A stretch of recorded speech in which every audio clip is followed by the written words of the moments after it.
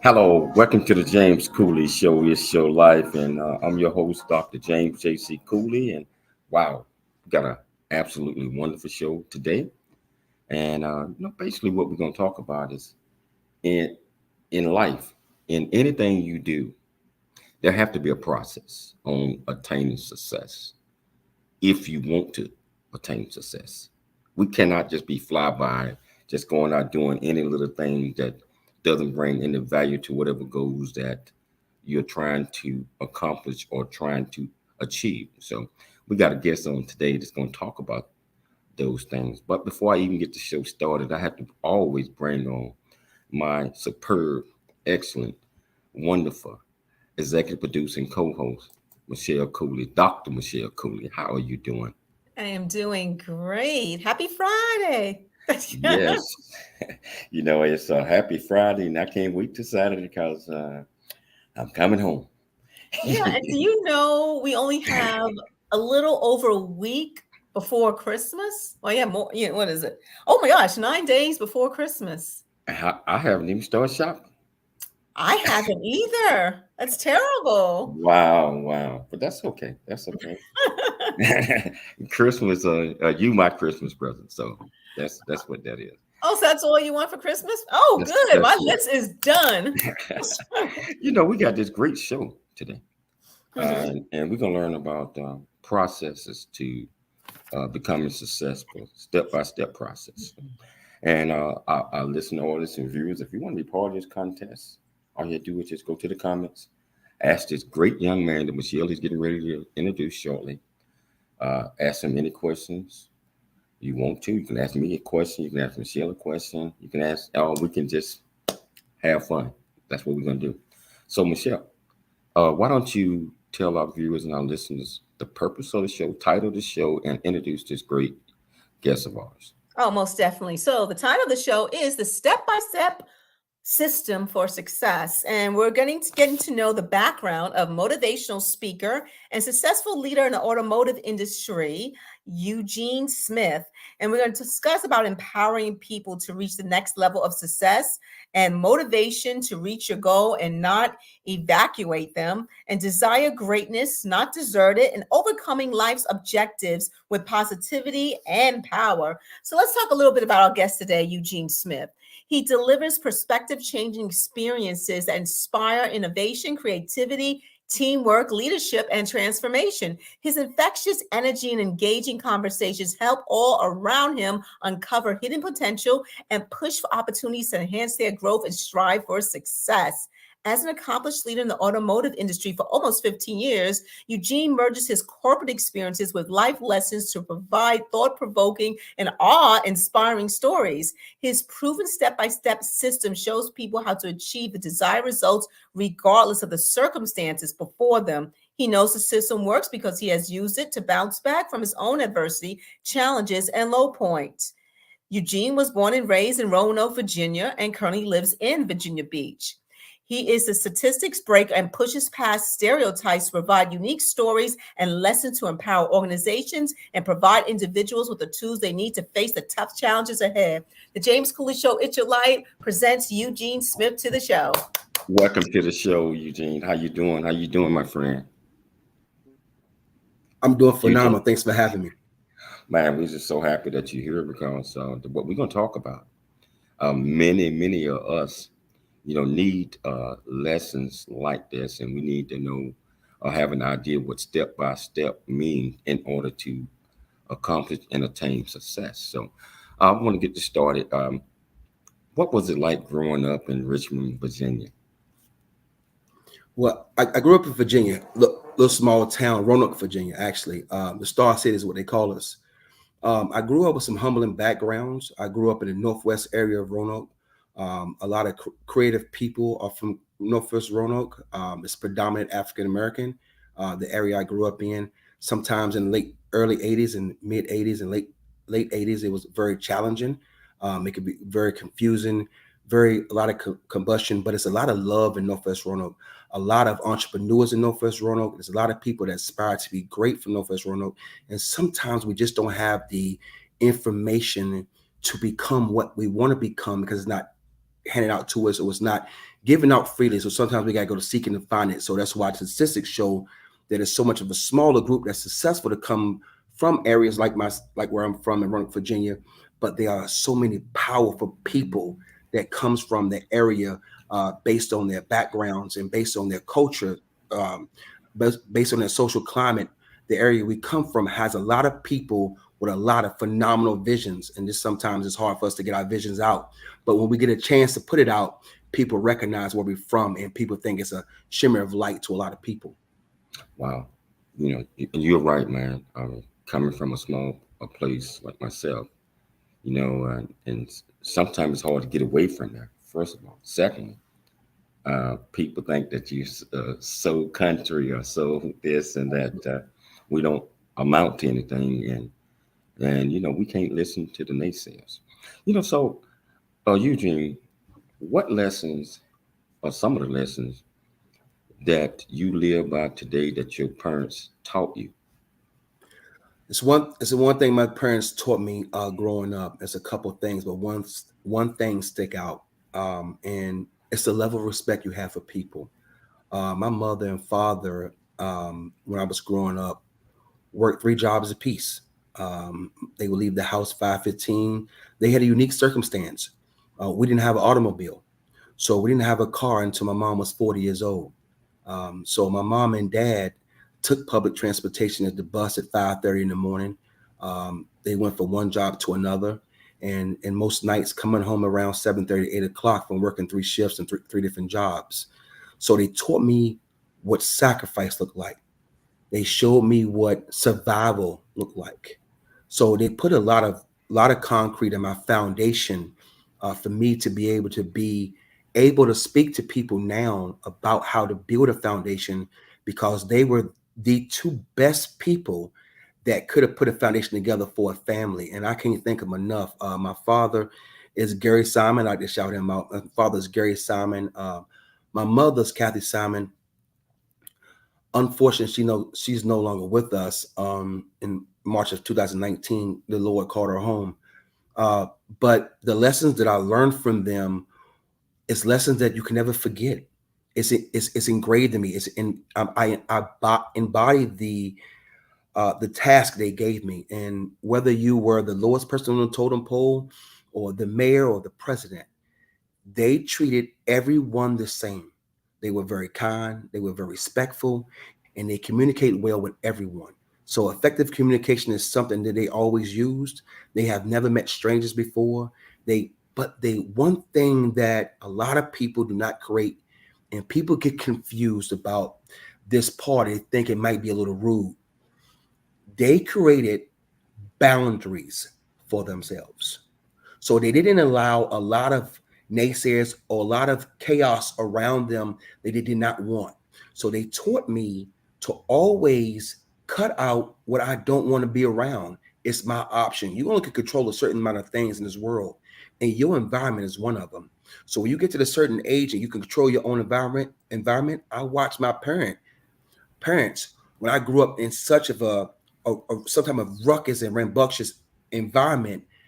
My environment, my home, my safe haven was always in place and structured. And I can't thank them enough for what they did for me. So they taught me survival. They taught me how to be humble. They taught me how to be respectful and kind. And that's the reason why I'm in the position I'm in today. And I took it from there. Wow, it's deep. What would be one adjective that would describe who you are, and tell us why? Phenomenal. Um, and I'll tell you why. Um, I don't see any negativity in my eyes. I don't see any situation where I have no way out. Um, God gave us all the ability to think, and how you think is up to you. But God gave us all ability to think. So everything that I think about doing, or think about things that I want to accomplish, I want to do it at a phenomenal level. I don't want to be good. I don't want to be great. I want to be phenomenal at everything. And sometimes you can cause your own anxiety because you don't think you're being great enough. And I'm okay with that. I'm okay with being nervous about being phenomenal. I'm okay with having anxiety about being phenomenal. But I'm never going to push for anything less than that because I can't settle for nothing less than that. And I can't teach my kids to be less than phenomenal. So this is exactly what I want to be around. It's exactly what I promote. And it's not for everybody. Everybody don't want to put the process together to be phenomenal. But I do not dummy down my process for anybody at any given time. I'm phenomenal. I want to be phenomenal. I want to be around phenomenal people and in phenomenal environments. And that's my word. My word is phenomenal. Man, I ain't never heard anybody put it like that before. That was absolutely fantastic, man. So, so Eugene, why is it vital for us to continuously discuss our self-worthiness and always hold your head up high, just like you mentioned, regardless of whatever the situation or circumstances is, it's always a way out. It's always light somewhere if we take our time and think about it. Can you talk about that a little bit? Yes. The purpose of it, of knowing your self-worth, is you have to know who you are and the value of yourself before you leave your home. Because the world will use adjectives about you that may not be true. And they're only guessing. So they only taking that 10% of you and putting 100% evaluation on you. I correlate that to you going to a doctor and you at the doctor's office for 5 minutes and you go with a stomach ache. And in 5 minutes, the doctor gives you medicine. Well, in medicine, they're going to call that malpractice. So for me in the world, when you meet somebody for 5 seconds and you judge them who they are, or you think what they're worth in the first 5 or 7 minutes of knowing them, you're really practicing malpractice.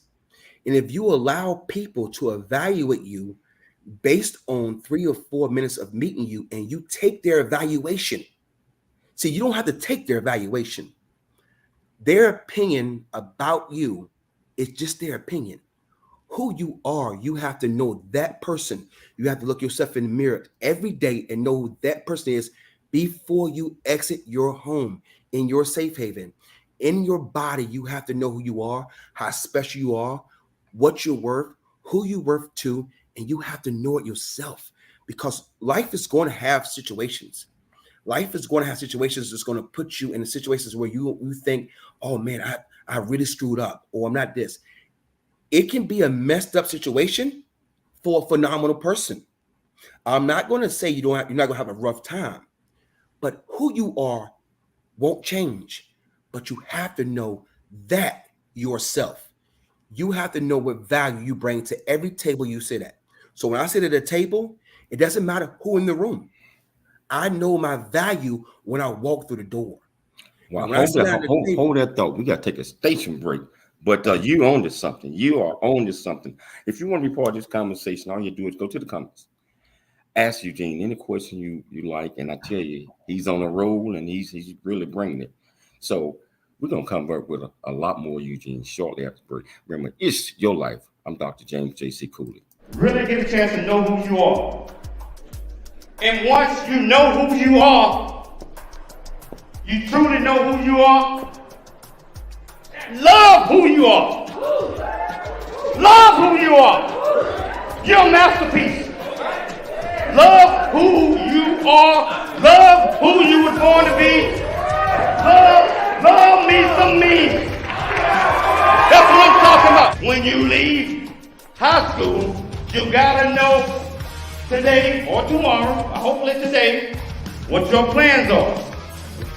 Hopefully, there is no bad decision unless there is no plan.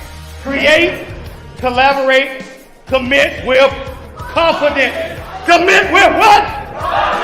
Commit with what? And everything that you do.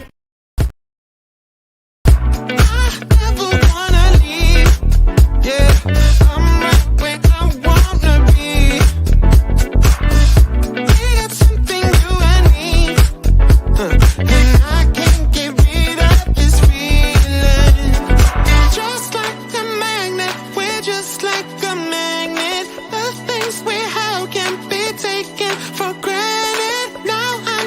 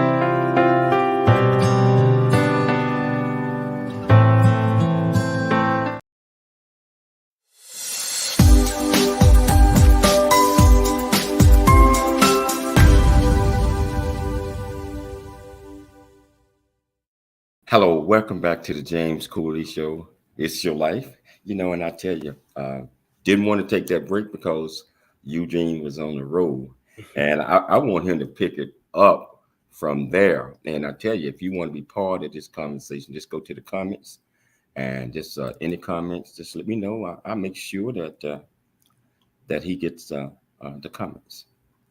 So Eugene, I want you to pick it back up from where you left off where you was talking about knowing yourself, accepting yourself, all of these great things. Can we pick it back up? Yes, sir. Um, Anything you do, it doesn't matter if it's a project or a process or at work or at home or around your kids, around family, around strangers, you have to present the world to you have to present yourself to the world as who you are. You should never mimic anybody. You should never try to follow anybody else's dreams, follow anybody else's gift. God gave you one, and you have to understand what you're worth to people based on just who you are. You are enough. You have to know that you are enough. It doesn't matter what social climate you came from, what economical climate you came from. You're enough. The world needs you. God made everybody separate. So you are definitely enough for any crowd you're around. And if you're not enough for that crowd isn't for you. That crowd wants you to be somebody else, then that's not the right crowd for you. And every crowd is not meant for you. It's fine. But you can never change who you are. You can adjust and you can excel in who you are, but never change your being authentic in who you are and your worth. Because life is going to throw you a bunch of curveballs. You're going to hit potholes. And the only thing guaranteed to us besides death is after a life lesson, the only thing coming is another one. So you can't keep changing your worth based on the experience that you go through. Your worth have to stay the same. And what you're worth to you, you're gonna be worth to the next person. They might not value the same, but your worth will always remain the same when you are worthy of you. Wow. So I'm curious, what led you? Can you tell us about your background that led you up to where you felt that I gotta help people. I gotta do all I can to make sure that I might have had some issues or some troubles or something, but I learned, and I wanted to put that message out there to help keep them from going through certain things. Can we talk about that? Okay. So growing up, we had a lot of people around us that's doing positive things, and you also, in the same time, when you grow up in a type of environment, you have things that's not so productive. When you can sit back and read the area, read the room, and obtain some information based on things that you're seeing, you realize at an early age, some of us do that what you don't want to be or what you don't want to become. So for me, growing up in an environment where sometimes you don't have no choice but to be there, you have the choice to decide what you do when you're there. So I want to help people. I knew a long time ago. Um, I knew when I was a young teenager, making store runs for old elderly neighbors. I watched my sister. My name is Vickeisha. Her name is Vickeisha Smith. She still lives in Roanoke, Virginia. She's an ambassador for Goodwill Services of America.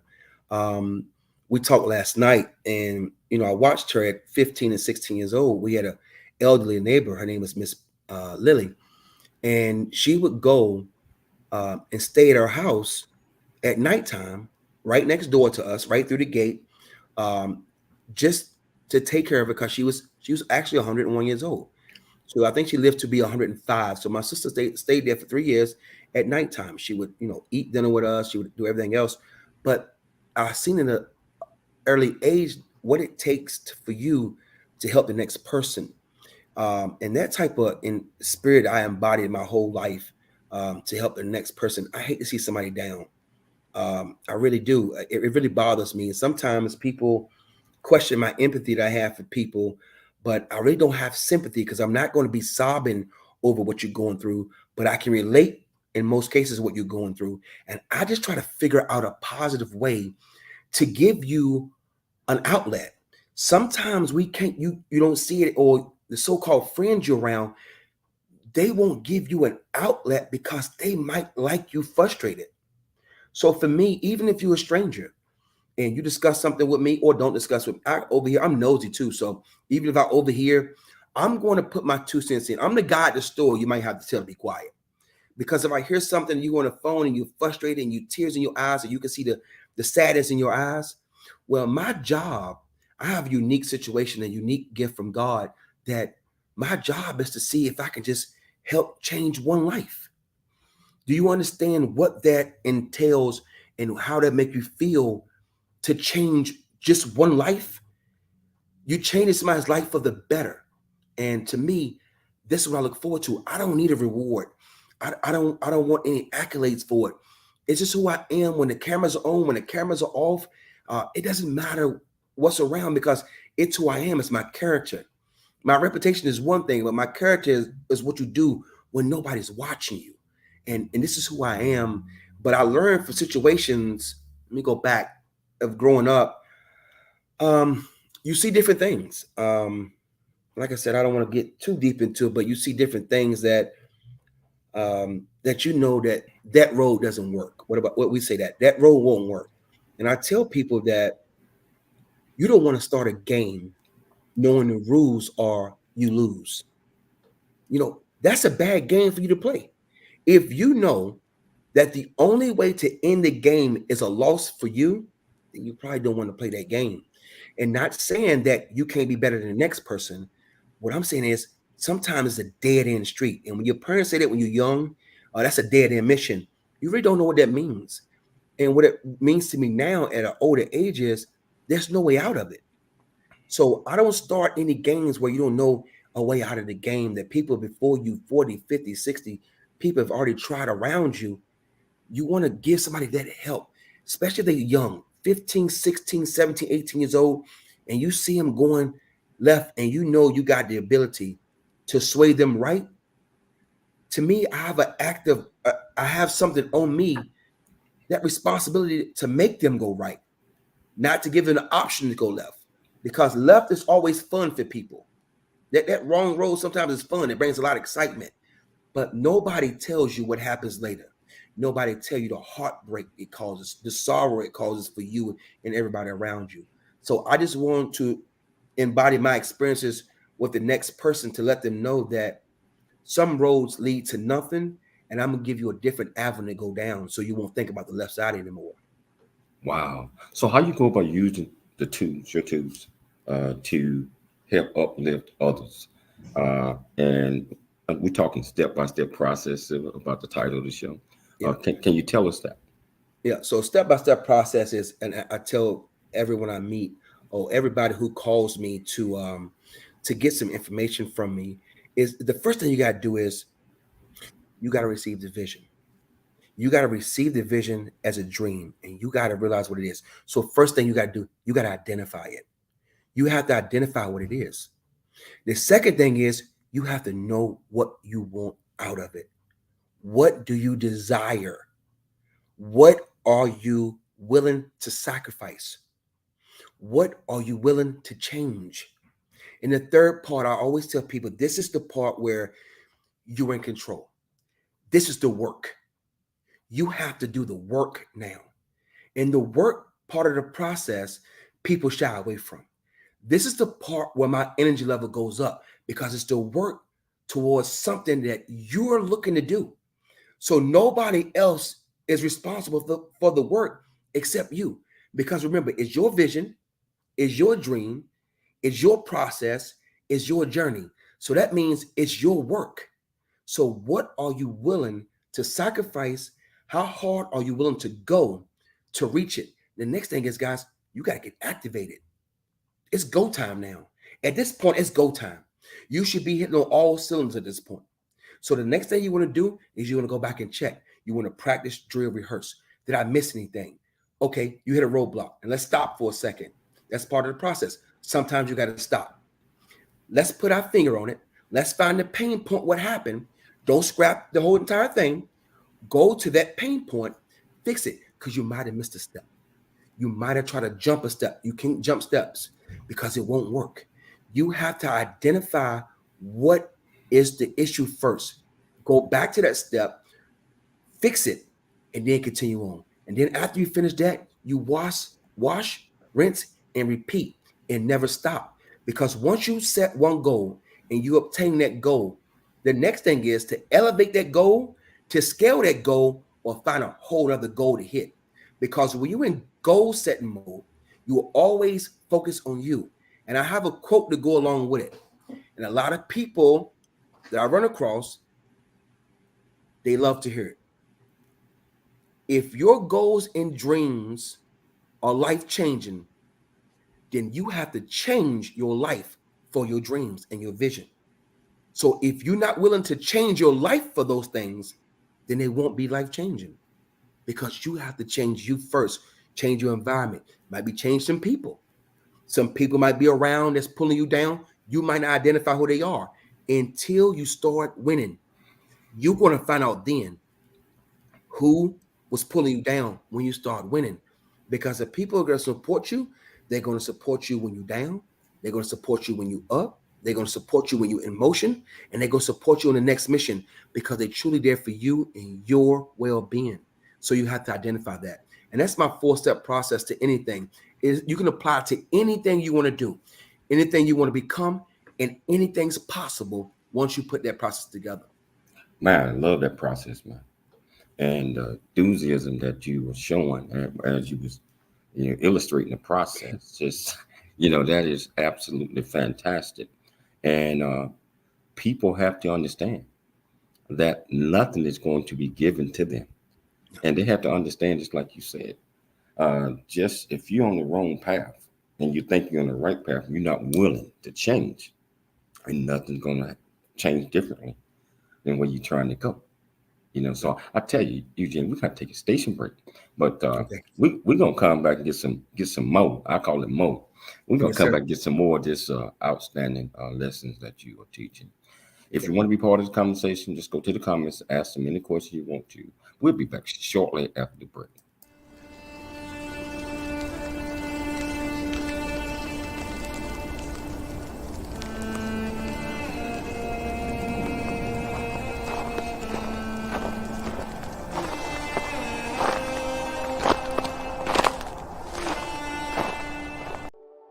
Noah Dingley here, producer of The James Cooley Show, It's Your Life. And the new audio version of James' book, Country Boy, City Boy, A Journey That Ain't Over Yet, is a must-have. James shares his true life story of struggle and success in America. It's both a cautionary tale and a roadmap to achieving the American dream. Get the new audio version of Country Boy, City Boy, A Journey That Ain't Over Yet by James Cooley on Amazon.com or wherever audiobooks are sold. Hello. Hey, I'm James Cooley. I am the founder and CEO of the J.C. Cooley Foundation, Options, Opportunities, the Choice Program. Our primary mission is to help build a foundation of our youth and young adults and communities. And we encourage everyone to dream big, think big, and be big at everything you do. And the way that you do that is, first of all, you got to believe in yourself. You have to believe in yourself. You have to know that you are here for a purpose. You also have to be able to step out your comfort zone and do things that you probably didn't think that you can do. Dr. J.C. Cooley. Yeah. The James Cooley Show. It's your life. Come on.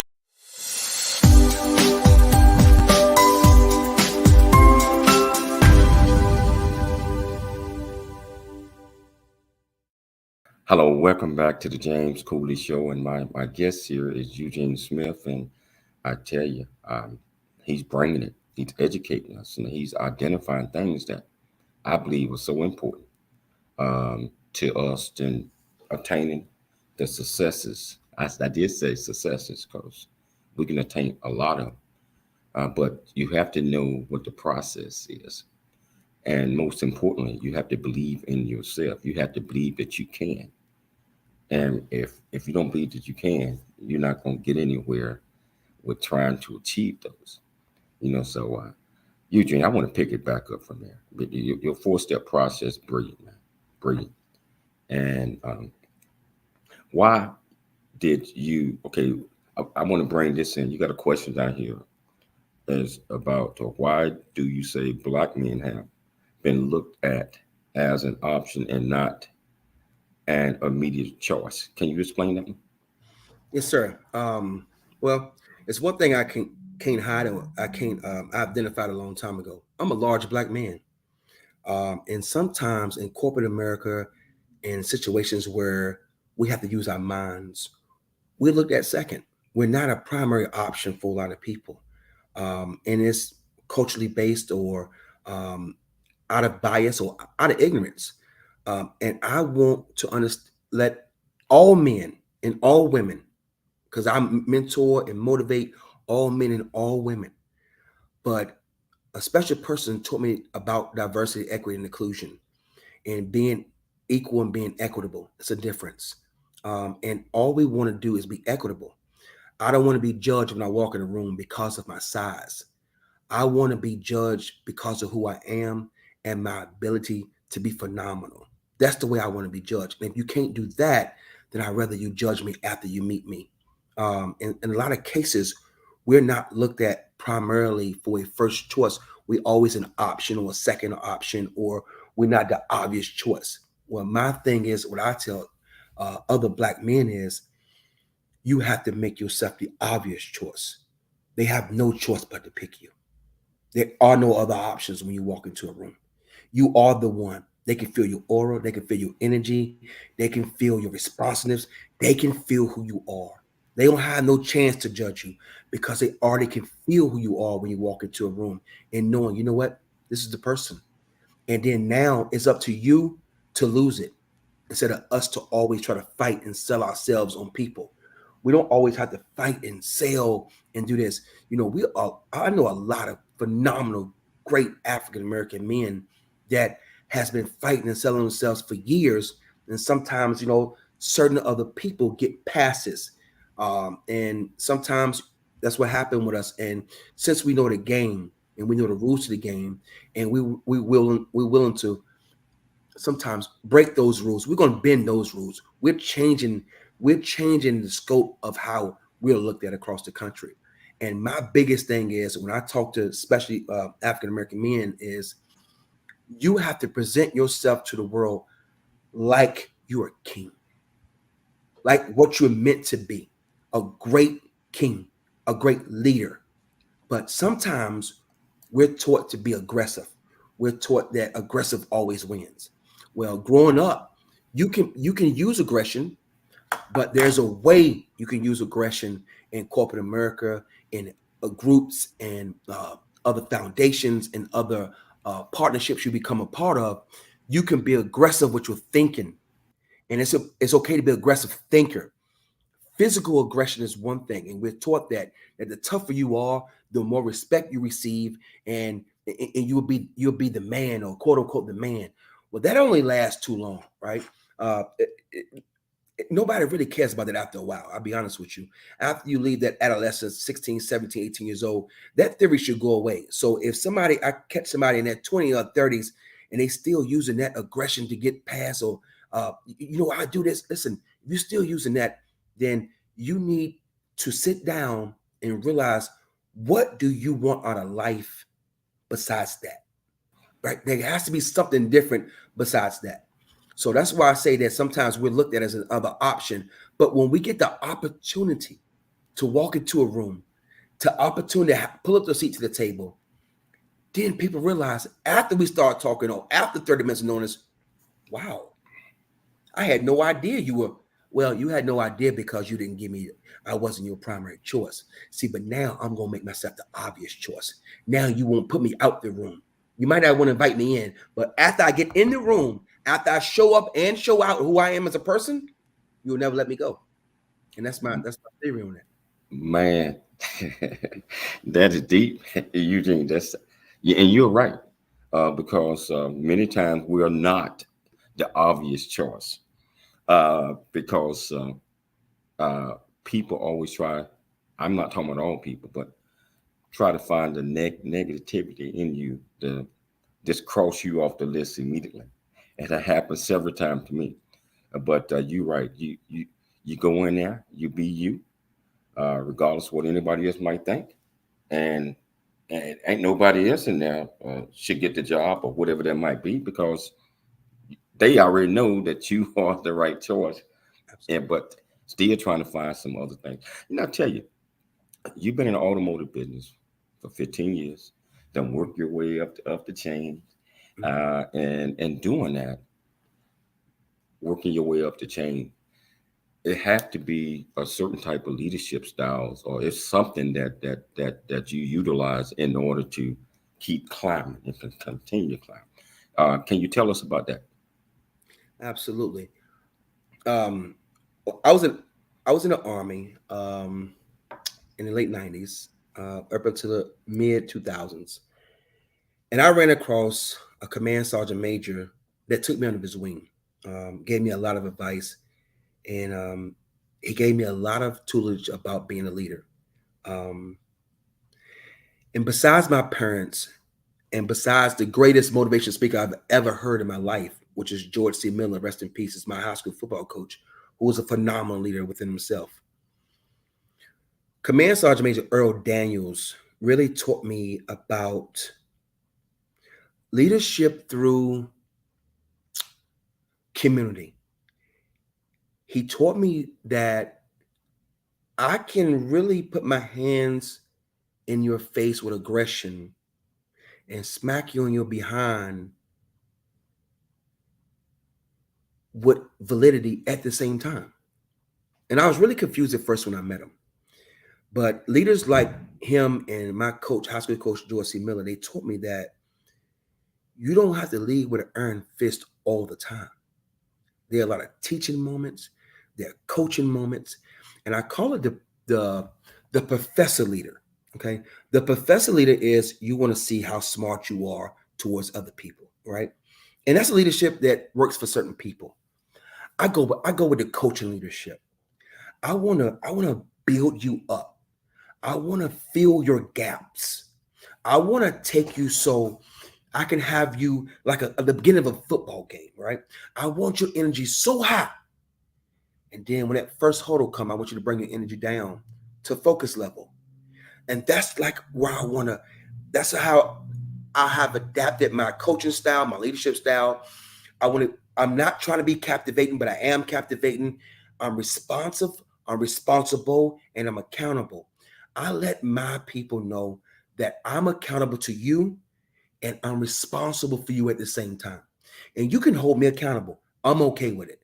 We can do everything with structure, but you can hold me accountable because every day I'm going to take my role very serious. And that's to be the leader in front of you. But in order for me to be a great leader, I once had to be led by great people. So I have taken a lot of different things, balled it up, and put it in my pocket and made it my own leadership role. I made it my own leadership cultivating style. And people say you're loud, you're aggressive, you're tall. Yeah, I'm 6'2", 290, right? And I love it when I walk into a room and people are like, oh man, wow. Hey guys, you think that's something? Hey, watch this. Because when I walk into a room, I want all the presence. Because what I'm going to bring to the table is I'm going to bring everything together. I'm going to be your glue. I'm going to notice. God gave me the ability to read a room. So when I work with you and I'm your leader, I know we're not having a great day. I don't harp on it. I don't take this drive because I know what reality looks like. I'm going to pull you to the side. It's always a coaching moment there. You don't want to identify the problem in front of other people because you're going to create another problem. Pull them to the side. See what's wrong. How can you fix their issue right then? Sometimes the only thing people need is to know that somebody cares. And every coach I have the head that was a phenomenal coach, I knew they cared about me. Not what I can do, they cared about me. And I want my people to know I care about them. And that's really my coaching, my leadership style is being a coach.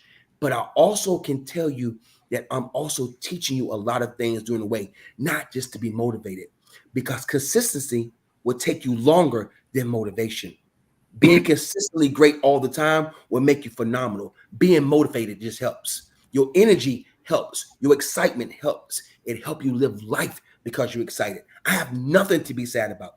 Absolutely nothing. Nothing to be sad about. I want to stay phenomenal. I want my energy on 1,000 every time you see me. And that means I'm going to give you an identifier.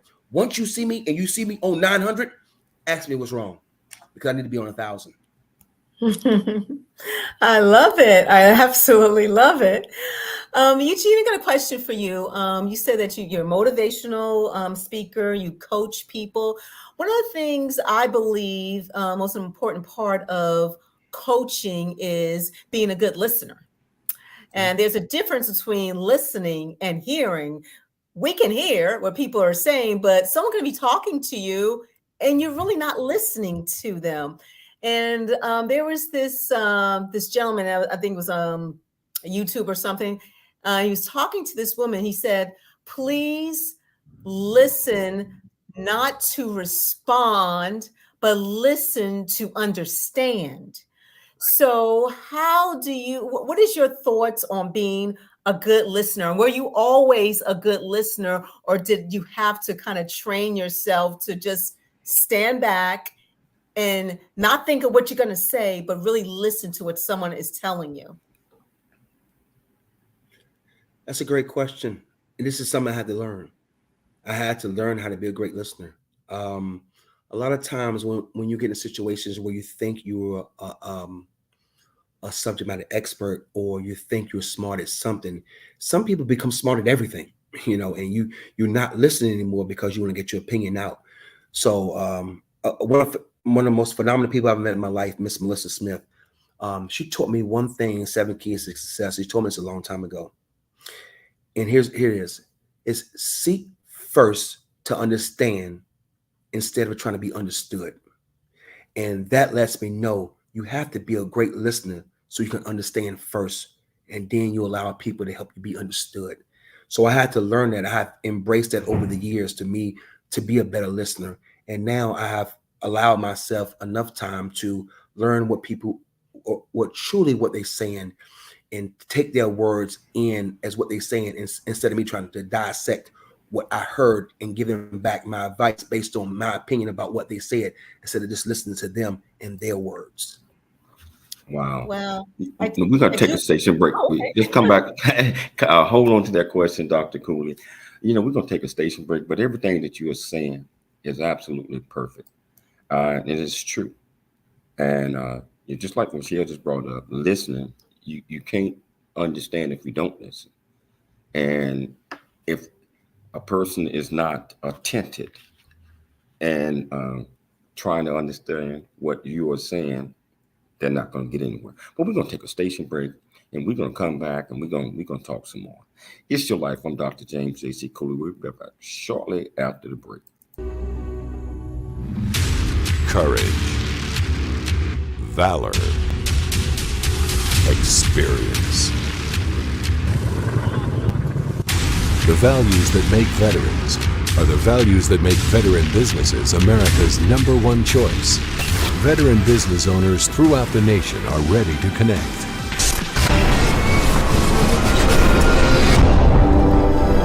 OpsForVets.com. Handshakes, not handouts. Ops for Vets connects veterans with business opportunities. Here is a closer look at a featured veteran business. Every business listed is a verified veteran-owned business and can be found in the OpsForVets.com supplier directory. OpsForVets.com. Get on the grid.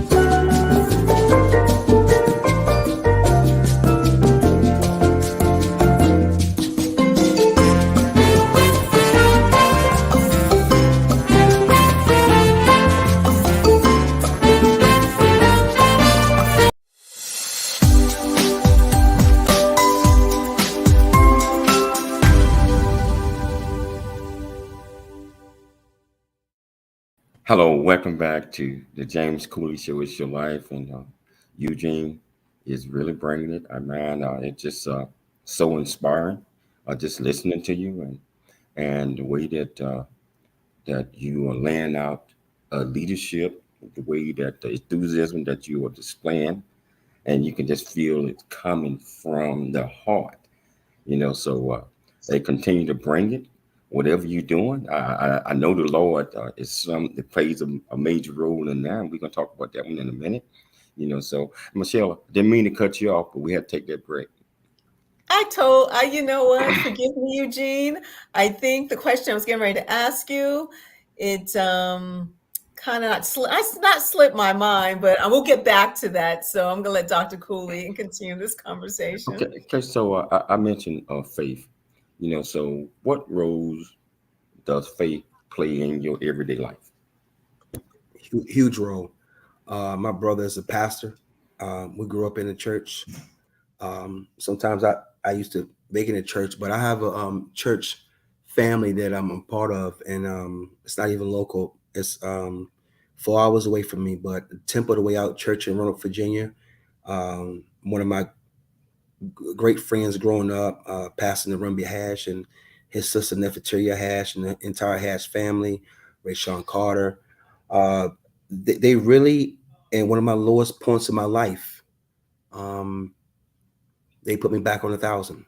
I was down, and they put me in a situation where I had to believe in God again, and I had to truly listen to the Word, embody the Word, and live the Word, because I was looking for earthly answers and I couldn't find them, and I thought some things was over, and I thought that what I worked so hard for a long time was crumbling and crashing and couldn't be built back up again. But they gave me that faith. So God is a big part of my life, a big part of my kids' life, and I try to embrace that and teach it to my kids as well.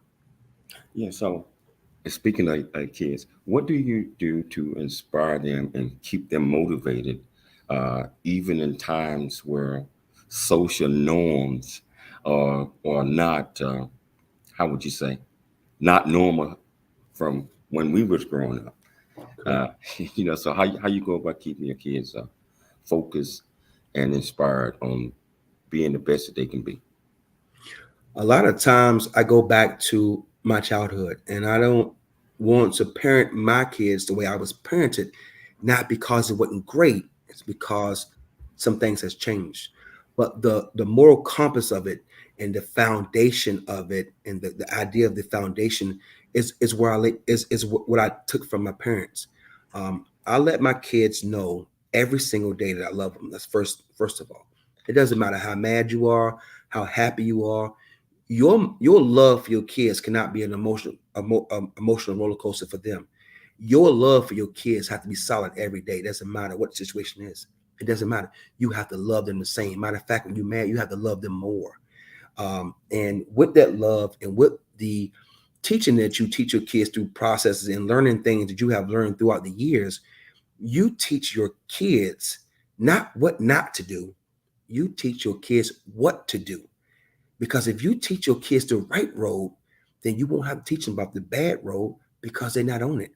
You keep them in line so they won't ever get out of line. Now, will it happen? Of course. Is it a perfect world? No.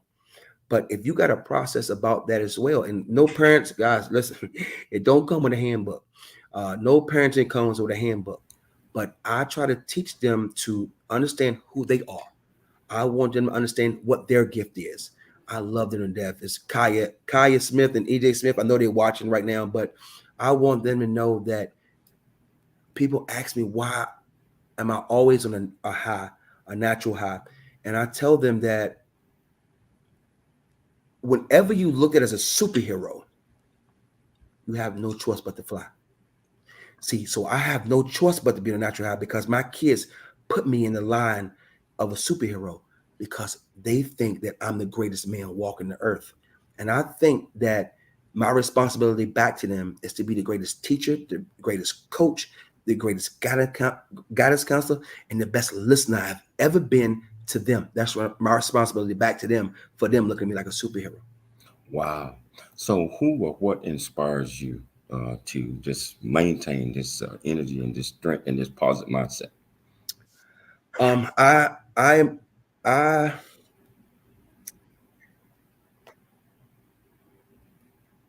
my mother was my best friend, and I never seen a person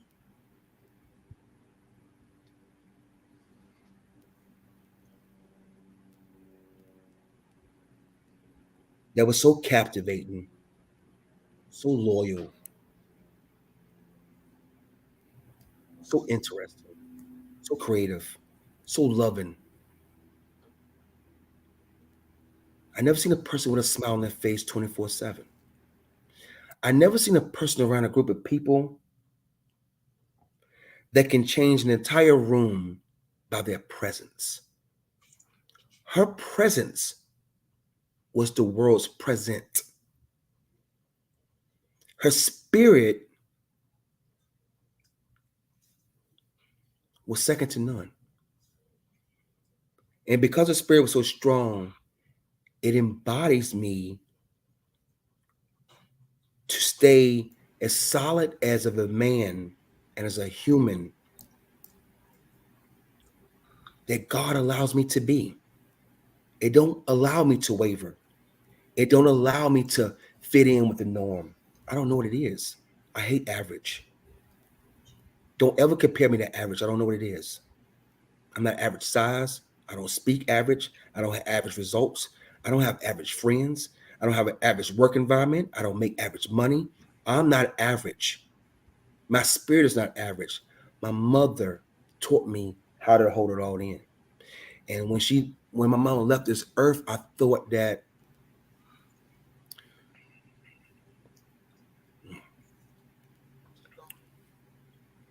it ended.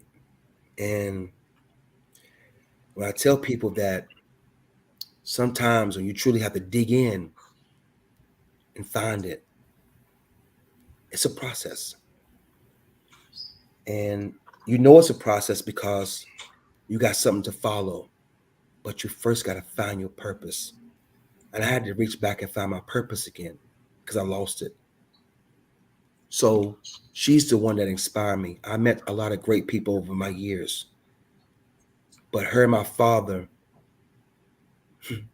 I tell people that if they were entrepreneurs for what they stood for, their gift from God, they would have probably been millionaires or billionaires.